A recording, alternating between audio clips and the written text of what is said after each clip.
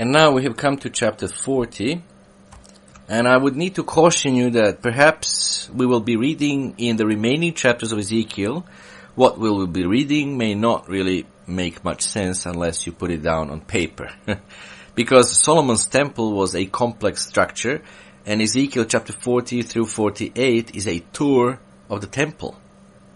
So here is in chapter 40 we will have the first part of that tour. Verse 1.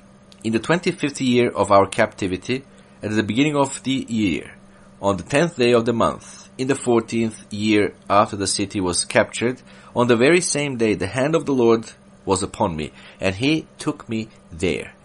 So you see the time frame in this verse is around 571 before Christ. In other words, it was 14 years after Jerusalem had been destroyed by Nebuchadnezzar's forces. Because you see, Ezekiel had been taken captive quite some time before that. So this is about 14 years after the fall of Jerusalem. Also, we have read that it says, at the beginning of the year. Now we know from God's point of view, the beginning of the year is spring. However, to the Jews, the beginning of the year was fall. But this was written by a Levite, a priest, Ezekiel. And we have no doubt that he would take the biblical reckoning of time rather than the Jewish civil method. So this was happening in the month of Abib, and it was on the 10th day of that month. Now, I don't know if there is any particular significance to this, but anciently there was something that would, take place on that day. Namely, the Passover lamb was selected and separated until the 4 days later when it would be killed. Now, I don't know if there is any significance here related to that, but I just want to point it out. In any case, this is the time just before the Passover. So at that time, Ezekiel was taken by God to Jerusalem. But keep in mind, brethren, that the city was destroyed at this time. The temple was destroyed at this particular time as well. Yet, here was Ezekiel in spirit in Jerusalem. Now, obviously, he is carried far forward, as far as the time is concerned, to the millennial period, you see. It could be even later than millennial period, so we might say it was perhaps even further than millennium, meaning that it can either be the millennium or the judgment period that follows the millennium. So sometime during that time, Ezekiel is in vision. So in the vision of God, he came to the land of Israel, and when Ezekiel was there, it was called the land of Judah. Verse 2. In the visions of God, he took me into the land of Israel and set me on a very high mountain.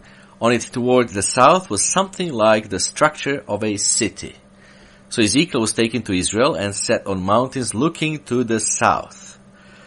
Verse 3, he took me there, and behold, there was a man whose appearance was like the appearance of bronze. He had a line of flax and a measuring rod in his hand, and he stood in the gateway. And the man said to me, Son of man, look with your eyes, and hear with your ears, and fix your mind on everything I'll show you.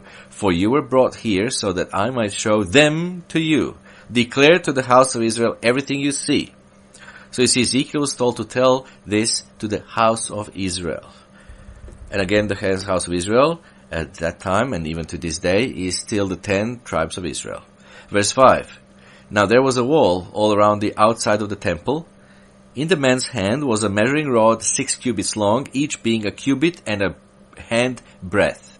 And he measured the width of the wall structure 1 rod, and the height 1 rod.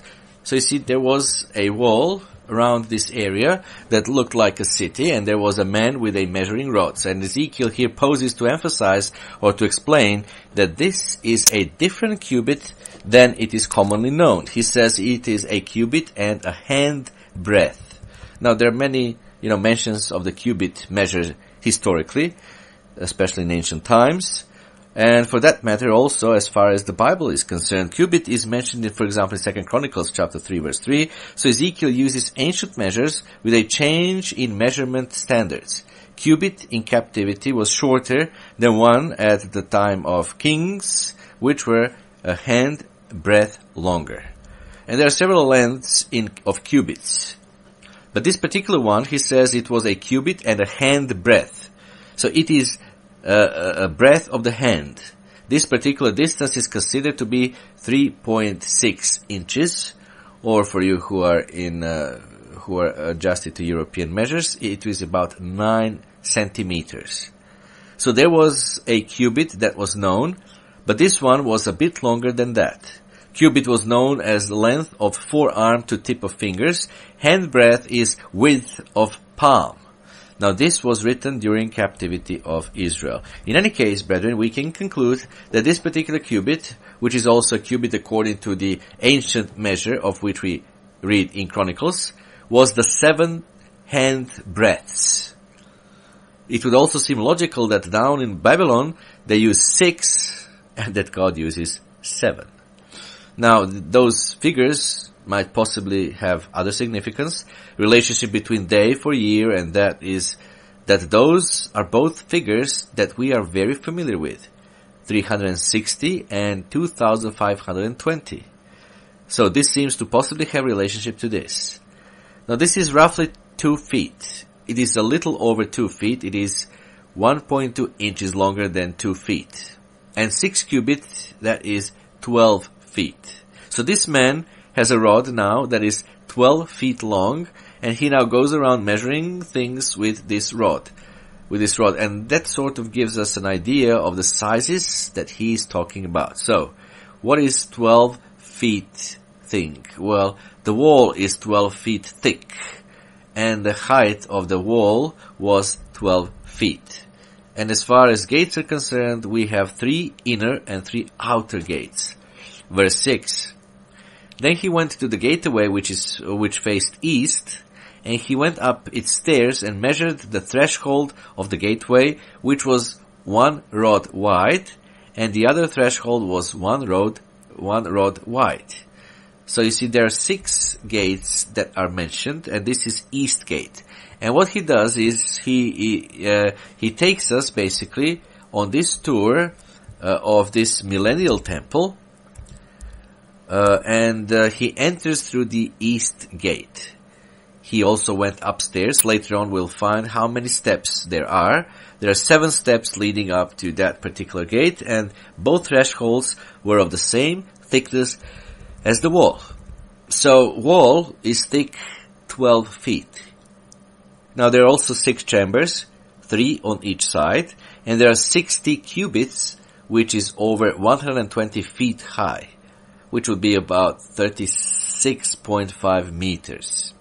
Verse 7. Each gate chamber was 1 rod long and 1 rod wide.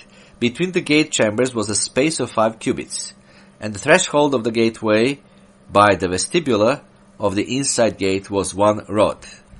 He also measured the vestibula of the inside gate 1 rod. Then he measured the vestibula of the gateway 8 cubits, and the gate posts 2 cubits. The vestibula of the gate was on the inside. In the eastern gateway were 3 gate chambers on one side and 3 on the other. The 3 were all the same size. Also the gate posts were of the same size on this side and that side. He measured the width of the entrance to the gateway 10 cubits, and the length of the gate 13 cubits. There was a space in front of the gate chambers, 1 cubit on this side and 1 cubit on that side. The gate chambers were 6 cubits on this side and 6 cubits on that side. Then he measured the gateway from the roof of one gate chamber to the roof of the other. The width was 25 cubits as door faces door. He measured the gate posts 60 cubits high, and the court all around the gateway extended to the gate posts. From the front of the entrance gate to the front of the vestibule of the inner gate was 50 cubits. There were beveled window frames in the gate chambers and in their intervening archways on the inside of the gateway all around, and likewise in the vestibules. There were windows all around on the inside, and on each gate post were palm trees. Then he brought me into the outer court, and there were chambers and a pavement made all around the court. 30 chambers faced the pavement. So here in verse 17 starts the description of the outer court, and it runs all the way to verse 24. Verse 17 describes courtyard with 30 chambers, and that is East Gate. Verse 20 describes north gate. Verse 24 describes the south gate. In the inner gate to north, animal sacrifices were being prepared, by the way. Verse 18, the payment was by the side of the gateways, corresponding to the length of the gateways. That was the lower payment. Then he measured the width from the front of the lower gateway to the front of the inner court exterior, 100 cubits toward the east and the north. On the outer court was also a gateway facing north, and he measured its length and its width. So now he's, talking about the northern gate. So now we have all this repeated over again, in some cases almost word for word. Verse 21. Its gate chambers, 3 on this side and 3 on that side, its gate posts and its archways had the same measurements as the first gate. Its length was 50 cubits and width 25 cubits. Its windows and those of its archways and also its palm trees had the same measurements as the gateway facing east. It was ascended by 7 steps, and its archway was in front of it. So in this verse 22, we note one important point. It was ascended by 7 steps. Verse 23, a gate of the inner court was opposite the northern gateway, just as the eastern gateway. And he measured from gateway to gateway 100 cubits. After that he brought me toward the south, and there a gateway was facing south. And he measured its gate posts and archways according to these same measurements. There were windows in it and in its archways all around like those windows. Its length was 50 cubits and its width 25 cubits. 7 steps led up to it, and its archway was in front of them, and it had palm trees on its gate posts, 1 on this side and 1 on that side. There was also a gateway on the inner court facing south, and he measured from gateway to gateway toward the south 100 cubits. Then he brought me to the inner court through the southern gateway. He measured the southern gateway according to these same measurements. Now he's, talking about another series of gates. These are now in reverse direction. The porch here is turned inside. These others are turned around directly in opposite direction. Now the porch is toward the outside instead of the inside. They are reversed. So the measures, the south gate according to these measures are described, so Ezekiel, I wanted to say, he measures the south gate according to these measures, and then he describes, of course, that which he is measuring. Verse 29. Also, its gate chambers, its gate posts, and its archways were according to these same measurements. There were windows in it and in its archways all around. It was 50 cubits long and 25 cubits wide. There were archways all around, 25 cubits long and 5 cubits wide. Its archways faced the outer court. Palm trees were on its gate posts, and going up to it were 8 steps. So when you go to the inner court, there are 8 steps. Verse 32, and he brought me into the inner court facing east. He measured the gateway according to these same measurements. Also its gate chambers, its gate posts, and its archways were according to these same measurements. And there were windows in it and in its archways all around. It was 50 cubits long and 25 cubits wide. Its archways faced the outer court, and palm trees were on its gate posts on this side and on that side. And going up to it were 8 steps. And now, in the next 2 verses, 35 and 36, he's talking about the inner court. Verse 35. Then he brought me to the north gateway and measured it according to these same measurements. Also its gate chambers, its gate posts, and its archways. It had windows all around. Its length was 50 cubits and its width 25 cubits. Verse 37. Its gate posts faced the outer court. Palm trees were on its gate posts, on this side and on that side, and going up to it were 8 steps. So you see, when he talks about these inner gates, the gate posts are facing outside. Now we are in verse 38. There was a chamber and its entrance by the gateposts of the gateway, where they washed the burnt offering. You see, this is at the north inner gate, where the burnt offering was to be washed.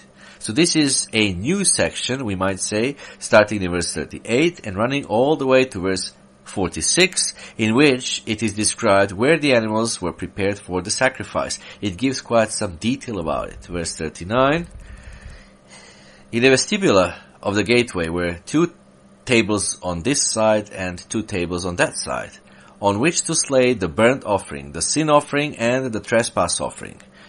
Now, the details of the place where the animals were prepared for sacrifice, it tells us that there were 2 tables on this side and 2 tables on that side. So when you go through that particular gate, there are 2 tables on both sides. That is where they slay, the burnt offering and the sin offering and the trespass offering. Verse 40. At the outer side of the vestibula, as one goes up to the entrance of the northern gateway, were 2 tables. And on the other side of the vestibula of the gateway were 2 tables.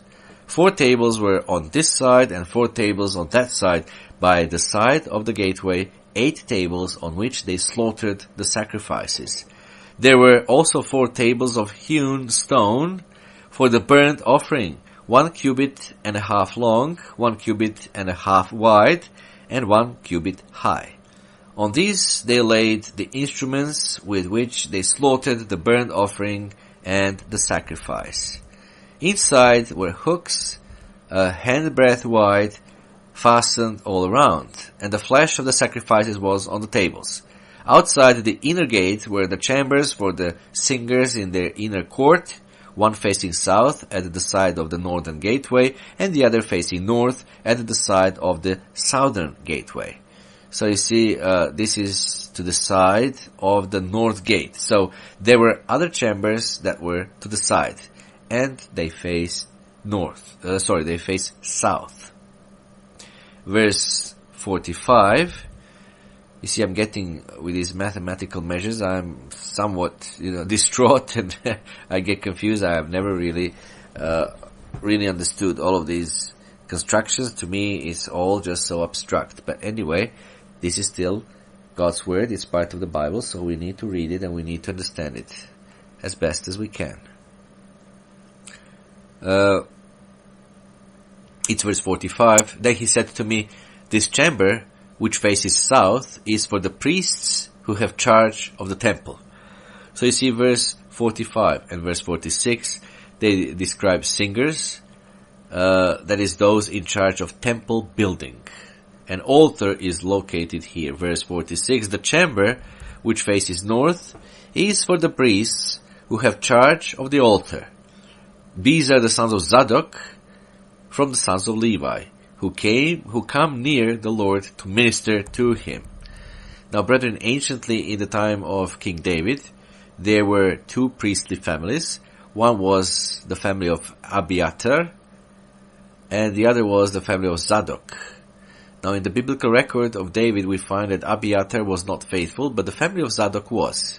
As a result of that, and maybe there is a later fulfillment of this, but at least as the result of one family remaining faithful and the other not, now God says that the sons of Zadok are the ones that are going to come to God to minister to him because of that faithfulness, you see. Verse 47, and he measured the court, 100 cubits long and 100 cubits wide, 4 square. The altar was in front of the temple. Now, it is about 200 feet in each direction. It would be like 61 meter. So this is talking about the area of the inner court out in front of the temple building. Verse 48. Then he brought me to the vestibula of the temple and measured the doorposts of the vestibula, 5 cubits on this side and 5 cubits on that side. And the width of the gateway was 3 cubits on this side and 3 cubits on that side. So now we are getting, to the temple building itself. So he entered through the east gate, and then he walked to the north gate and the south gate. And then he went around to the north gate, inner gate, north inner gate, and then he finds himself in the inner court. And now we are approaching the temple itself.